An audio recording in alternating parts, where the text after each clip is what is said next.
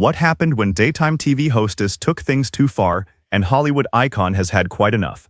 What you're about to see is a confrontation that escalated to a point where a typical sit-down with celebrity guest might just become one of television's most unforgettable moments. A dramatic clash of words so intense that legendary Hollywood superstar had allegedly walked off The View and never came back. Let's hear about the incident that supposedly was the final straw for one of The View's longest-serving personalities during what was supposed to be just an ordinary interview with Academy Award-winning celebrity. So if you feel like you've already seen everything that daytime television has to offer, hold tight. You may be completely shocked to hear about the full story of this legendary exchange between two. Before we dive into those moments that would forever change things for Joy Behar, make sure to subscribe to our channel and leave your best guess about what really happened behind the scenes of this monumental confrontation. There might be more to it than what television showed. The air inside the View studio was crackling with an electric anticipation. As the cameras rolled back from their last commercial break, sitting at the iconic Hot Topics table in her usual spot was none other than the legendary Joy Behar, who had looked down at her notes once before directing her signature sharp gaze towards camera 2.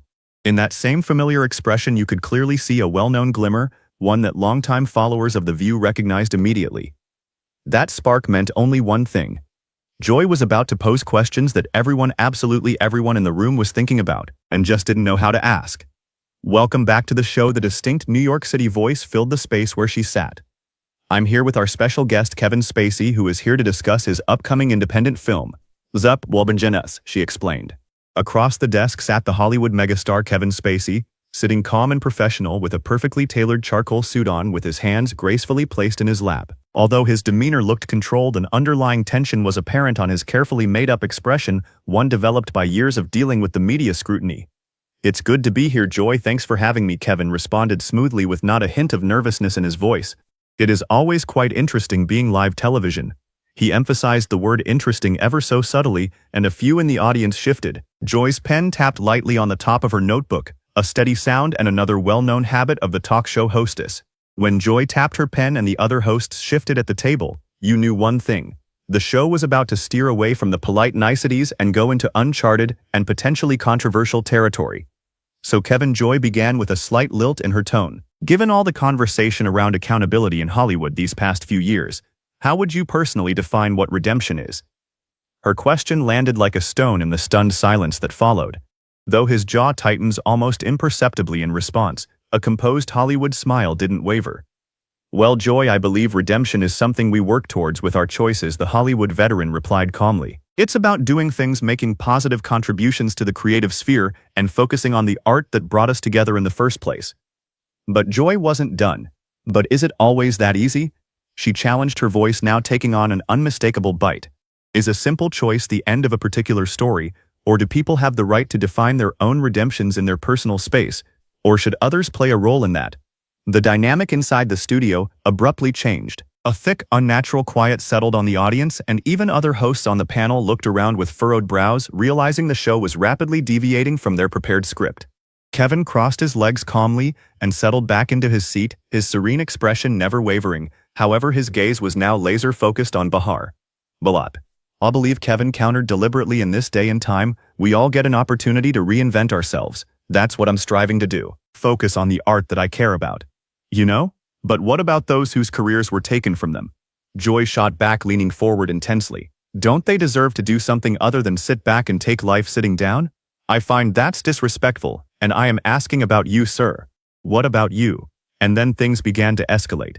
The tension in the room thickened like air before a summer storm. The cameras exchanged worried looks between cameramen somewhere high up in the control booth. The executive producer of The View could have likely been spotted gesticulating wildly towards the desk, but with all the focus on Joy, his frantic motions went unnoticed, and with no response he knew their days. Next question to one another would seal the fate of both their careers either way. Kevin's polite smile slowly dissolved into a cold, calculating stare. Joy, I came on to talk about my new movie, a film that's focused on human resilience and artistic expression. I'm not quite sure exactly what specific situations you're referring to, but I think we must be wary of making assumptions about any individual's personal experiences or motives. But Joy wasn't backing down.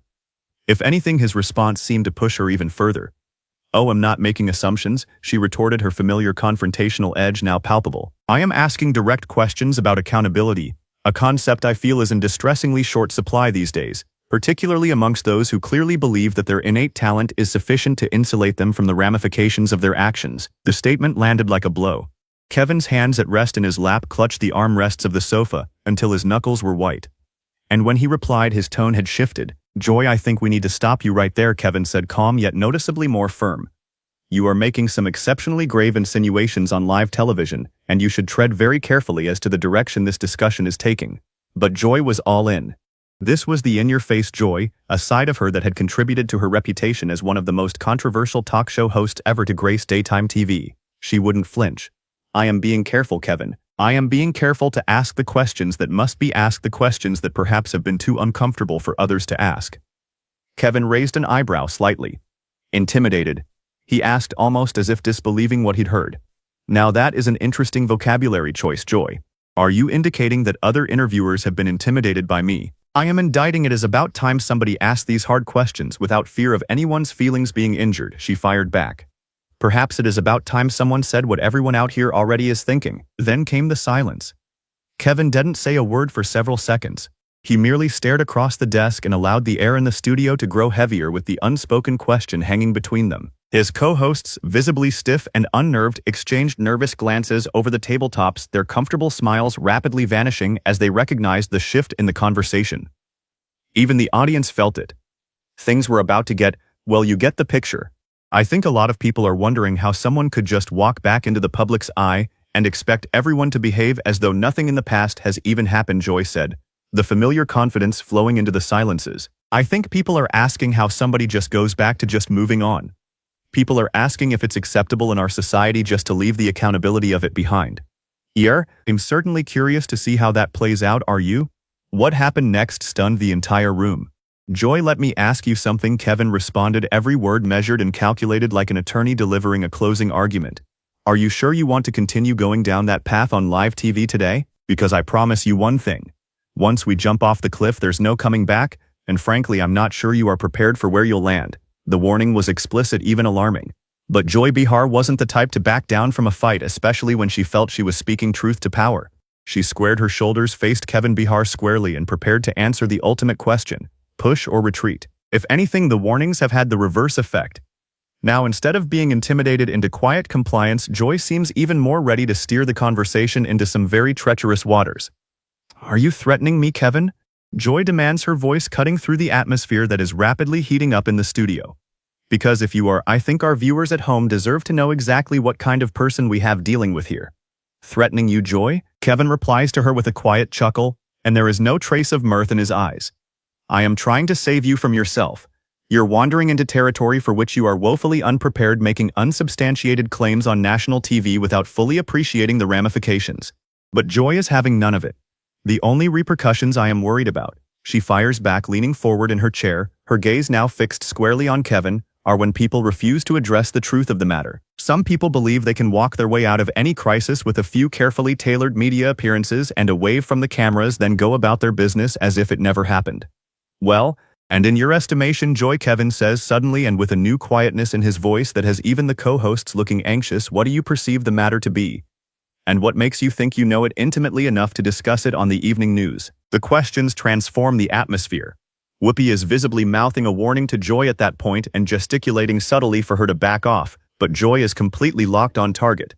In this moment, it feels as if nobody else in the room actually exists for Joy, only the object of her gaze.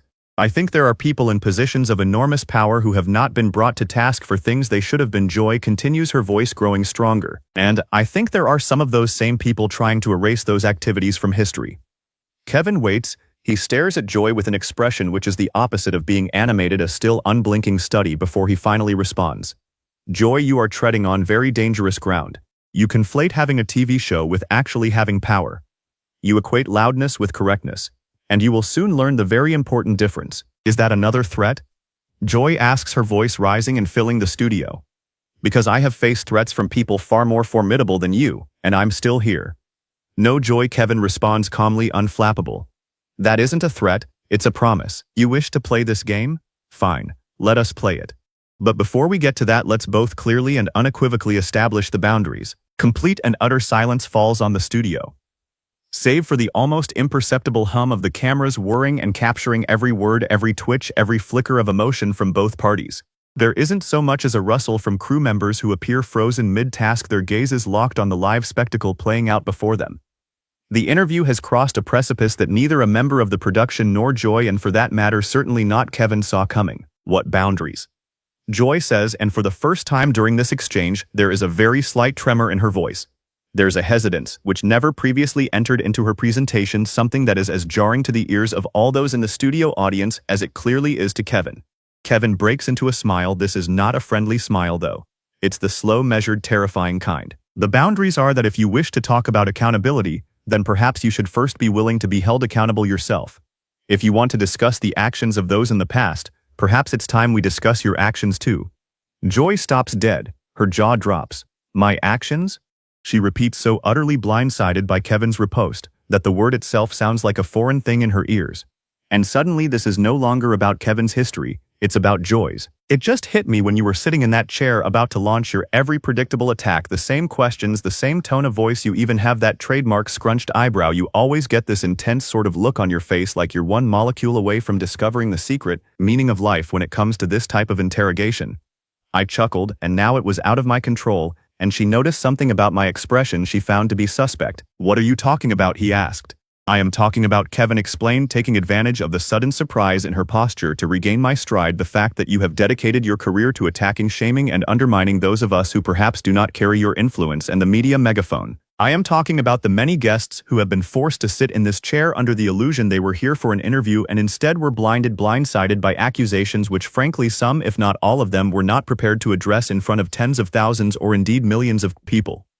Her face is in the process of turning bright crimson now. So, to be very, very direct, that is journalism, Kevin. When a question is directed at us on one level, by you asking what that is called, well, you are in fact making inquiry by questioning. And I wonder why it that I have an inkling that you are now looking to establish what that could really possibly be. And yet, that Joy, not journalism, it is bullying, with a very expensive public broadcast. And the not entirely surprising news is I am not intimidated. Of course I am not. What am I not? Intimidated, Joy stated without a flicker of emotion. But in truth, the sparkle of the battle has began to diminish in her eyes. He didn't wink, but he did let his gaze drop towards her chest ever so briefly for added measure. I am not trying to intimidate you, Kevin said. I am just simply trying to respond to your questions with questions of my own. You want to know about accountability. I want to know about the kind of accountability that would dictate I would behave differently, the kind of behavior that would indicate that something was going terribly wrong, the kind of that behavior that would somehow lead me to feel that at all costs I ought to act like something or somebody else. The brand new shiny desk between them began to vibrate with the furious tremor of both her hands on its cool surface, a gesture that she tried in vain to temper, so much so that I wondered for a few moments if she'd left fingerprints on top of it. My behavior? Her voice rasped, almost barely discernible to the naked ear now. My behavior? I have spent my entire life speaking the truth about those with power about. Kevin stated and leaned slightly forward. Your behavior? You did not quite get this yet, have you? Your actions, your relentless public drubbing and humiliation of those people like myself who thought that they could be honest with the audience of this show. You thought so? You really, actually thought that? You thought that this program and that this set, as if you are not the proprietorship of this television station, you thought that you had some type of unwritten code between the two of us, that it'd be the young actors, the musician whose anxiety about doing this show prevented him from being booked on the air for 5 years. Kevin continued as Joy's confidence evaporated on her face, a ghost of the former gleam and fire which made her not a journalist, a bully, the one whom everyone on this studio, the entire industry, and frankly the country knew had built her a career from this very thing. It was the entertainment industry, and much smaller than I think. These were people that told Kevin that Joy booked them because of what they'd said years before about someone otherwise famous or notorious. You'll talk to me. And that is the first few lines Kevin is told by those people who have no knowledge to tell me something. And the subscribe to no Nile to me no, the musician who was allegedly embarrassed and made sick to his stomach after sitting in this chair several years ago. Charles Piquet pushed the name out. Do you know him, Joy? And he gave her his full name, and it was quite a famous actor then, who had actually written a recent article. Do you know her, Joy? Kevin asked as he presented another name which included quite a famous singer as well. He said he'll never give an interview in this television station, and neither will any of the bands that play in this industry. And suddenly, Joy's face, which had been scarlet with rage minutes before, was now ghastly pale, and a fine tremor had begun to affect her hands under the table. Around her, the show's other co-hosts stared wide-eyed first at Joy, then towards the control booth, silently praying that someone with the authority to stop this whole messy thing would appear before Joy and Kevin spiraled beyond the ability to repair. "You are lying," Joy stated finally, though all the assured confidence had seeped out of her tone. Her words were little more than a choked murmur. "Am I?" Kevin's voice sank even lower, eerily calm. "Because this is the deal on accountability, Joy. It's two-sided. If you want other people to account for their actions, then you have to be prepared to account for your own actions as well, and yours have been repeatedly malicious, repeatedly damaging, and you have time and time again had the power of this television show shielding you." All at once, Joy scrambled to her feet. Her chair scraped across the floor behind her, with the force of her movement, and for a long moment the entire studio floor held its breath. Rage tempered by a sudden wave of panic flooded her face. "I am not going to sit here and listen to this." "No, you don't need to," Kevin replied, his tone utterly unflustered. "You can walk away. You can do the thing you always do when someone finally calls out your bluff. You can run." The word run seemed to have struck Joy even harder than all the accusations that had come before it. "Run?" she repeated, her voice cracking with indignation and a deep, boiling hot fury. "I have never run from anything in my life. Haven't you?" Kevin leaned back in his chair. He smiled, that knowing smile of a man who understood perfectly that the tables were about to be turned with excruciating thoroughness. "What about that interview with the Broadway producer 3 years ago? You accused him personally based on something you couldn't corroborate, and the second he opened his mouth to defend himself, cut to commercial. Technical difficulties, the audience were told." Joy's breath hitched. Her face was now the color of bone china. "No, that didn't happen." Or the documentary filmmaker who had agreed to speak on her recent research about women in politics, Kevin continued without pause, only to find herself grilled throughout the interview about her romantic life, when she finally pushed back, surprise. "Unexpected technical issues." "Stop it," Joy whispered, "please." Kevin, however, wasn't about to be interrupted now. "Or that environmental scientist, remember, to discuss the urgency of climate change, and ends up sitting for 15 minutes answering questions about his extramarital affair? Or the cookbook author you made cry on live TV because you decided to focus her guest spot on how much she weighed, rather than the recipes she had come here to promote? And that 15-year-old girl who won a national prize for innovative science that will potentially revolutionize how we harness solar power? She left the show humiliated after you asked her if her parents did her homework." Every word out of Kevin's mouth landed like a blow, and with each, Joy visibly sank smaller and smaller behind the table as one by one her stunned co-hosts turned away from her to look directly at her and the man who was systematically dismantling her on live television. "Those were legitimate questions," Joy finally stammered. Even to herself it sounded incredibly weak. "Were they?" Kevin asked, one eyebrow cocked. "Or were they the questions of a person who mistakes bullying for journalism, someone who confuses making another human feel uncomfortable as a necessary step towards progress?" The studio fell silent. The question hung in the air like a dark cloud. For the first time in her career, Joy had to come face to face with the chilling realization that for years she had been the interviewer asking the uncomfortable questions. Tonight she was finally being interviewed. Joy's hands were now trembling, and she gripped the back of her chair with all of her strength. "You don't understand what it's like to do this job," she choked out. "I understand exactly what it's like to do your job," Kevin said, his voice hard and cold. "I understand what it takes to perform day in and day out, to maintain the public facade you've become accustomed to give your audience exactly what they think they want from you. But there's one very significant difference between you and me. My performances don't result in real people being left to carry the wreckage afterwards. But I've helped people," Joy sputtered. "I've used this platform to draw attention to real problems." "You've used it to amplify your own ego," Kevin retorted. "You've made this platform all about your need to be center stage, to be the one asking the tough questions no matter who they break in the process." That was the point that broke Joy. Her tears began to fall in earnest, and she struggled to regain some semblance of control. "You can't say those things to me," she cried. "Why not?" Kevin asked, his tone softening just a fraction, though not the intensity behind it. "Because you're not used to hearing them. You're used to being on the offensive, insulated by your role as the host. You're used to having the power to attack anyone and having them, or forced to do nothing." "I'm done," Joy suddenly said, her voice cracking with emotion. "I'm done with this." "Are you?" Kevin questioned softly. "Because this is what you do to people, Joy. This is what it feels like to sit across from you while you tear them down in front of millions. This is what it feels like to be blindsided, attacked, and made to feel utterly helpless, while someone else turns your pain into a spectacle for their entertainment. Joy reached out with trembling hands, her fingers fumbling to remove the microphone that was pinned to her blouse. With a click, it was detached, falling from her dress onto the table with a startling clatter. "I said, I'm done. And that is your choice," Kevin said calmly, just as it was theirs. Just as it was their choice to decide that they wouldn't be back on television after they left here. The only difference is they didn't have a camera crew waiting outside the door to be able to escape to. They didn't have a platform to hide behind. They just had to live with it. "Shut up," Joy whispered, but the words held little conviction. Kevin continued, ignoring her plea.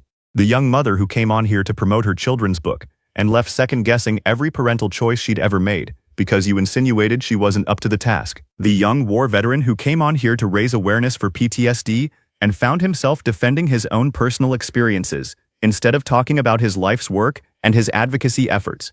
The young businesswoman who came here glowing about her successes and left feeling like a total imposter because you kept implying she didn't deserve to be where she was. Joy was now slowly inching away from the table, tears making rivers down her cheeks, smearing her makeup. "Stop," she pleaded. "Just stop." But Kevin was unyielding. The high school teacher who received an award from across the country to showcase her teaching methodologies and ended up having to publicly defend herself in a televised interview. The brave cancer survivor who came on here hoping to share a message of inspiration and hope and ended up being portrayed for the more salacious aspects of her journey in an effort to spark controversy rather than relay the message behind her incredible accomplishment. "I helped those people," Joy cried out, finally desperately clawing at the few threads of self-defense she had left. "I gave them exposure." Kevin's expression remained impassive, and it was then that his next sentence was about to utterly devastate what little was left of her defenses. "So I gave them a forum," sobbed Joy. "No, you used those people. You took their stories, their raw vulnerabilities, and the trust they had in you, and you made a television moment out of it designed to create a stir and make something to talk about. Every single time those poor people, God bless them, came here to defend themselves or hold on to the shred of dignity they'd left, you dug deeper." By now, Joy had literally staggered back, wobbled to the edge of the stage, shaking, tears streaming, and uncontrollable sobbing now rending her voice. The studio audience was paralyzed, looking for all the world as though they were witnessing not only a breakdown, but the total dismantling of a television personality they had trusted for many years. "I'm not that person," Joy was gasping. "Aren't you?" Kevin asked me calmly, and therefore far more brutally. "Because that is you every single one of those days. The person sitting on that chair who is so convinced that someone else's grief is a small price to pay for good television." It's like I can see the light drain from Joy's eyes as she turned in the opposite direction in slow motion, aiming for an exit that could take her far away from those blinking cameras and this humiliation and Kevin's wait. "Just one moment. The difference between us, Joy," Kevin said then quietly. "I'm giving you a choice. I'm going to let you go. I'm not following you back into dressing rooms with my cameramen so I can make my point. I'm not searching out private information to hurt you further. I'm not setting out to crush you. I'm not even really trying to end you fully. You actually show more mercy to people sitting opposite you in that seat than I am showing to you now." Joy stood still in the doorway to an unknown land just behind that camera eye. Several beats passed in silence. Finally, she could just bear it no longer. "I quit." The room didn't stir. "I quit the View. I am done." And Joy Behar, after years of what are presumed to have been a career on that daytime panel, and more than likely many years on The View, specifically a legacy attached to it now, for certain a legacy that seemed to end there on that stage and by that one performance with that last devastating and abrupt decision, simply walked off the set. Meanwhile, Spacey remained seated in the chair.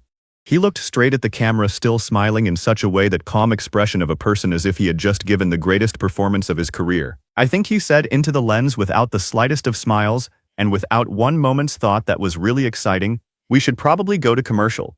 But the broadcast continued in real time as camera operators and the producer crew frantically behind the scenes worked feverishly behind the control room doors, desperately attempting to make the appropriate decisions for what has no doubt become an historic day in television broadcast. What television viewers witnessed today was unlike anything anyone could have predicted. It appeared as if Joy's own aggressive interview tactics turned squarely upon her and even resulted in the demise of her lengthy career and time on The View. However, we do want to ask, what truly drove the now notorious Kevin Spacey interview off the rails that way? Did the actor plan it from the beginning, or did he snap and shove someone's hand who may have pushed a hand that deserved pushing?